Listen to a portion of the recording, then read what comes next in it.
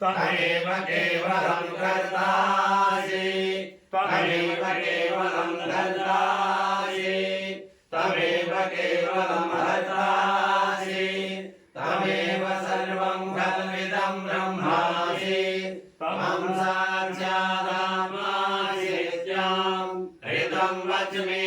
सत्यं वच्मि अवतु माम् अवभक्तारम् अवश्रोतारम् अवधातारम् अवधातारम् अवालोचनवशिष्यम् अवपश्चातात् अवपुरस्तात् अवोत्तरात् अवदक्षिणात् अवचोर्ध्वात् अवधरात् सर्वतो मां पाहि पाहि समन्तात् तं वाङ्मयस्त्वं चिन्मयः त्वमानन्दमयः स्वं ब्रह्ममयः तं सच्चिदानन्दाद्वितीयोऽसि त्वं प्रत्यक्षं ब्रह्मासि तं ज्ञानमयो विज्ञानमयोऽसि सर्वं जगदिदं तत्तो जायते सर्वं जगदिदं तत्तो तिष्ठति सर्वं जगदिदं तयि लयमेष्यति सर्वं जगदिदं तयि प्रत्येति तं भूमिरापो नलो निलो नभः तं चत्वारि वाक्पदानि तं गुणत्रयातीतः तं वस्त्रात्रयातीतः तं देहत्रयातीतः तं कालत्रयातीतः तं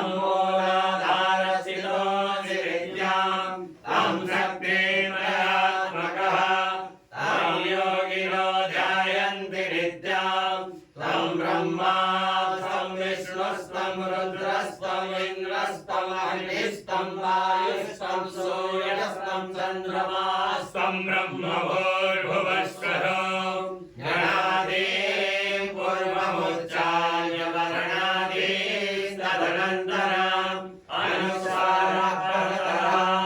अर्धेन्दुलसितां तारेण रुद्राम् एतत्तमनुस्वरूपां गकारपूर्वरूपाम् अकारो मध्यमरूपाम् अनुस्वारशान्तरूपाम् बिन्दुरुत्तररूपाम् नादसन्धानाम् संहिता सन्धिः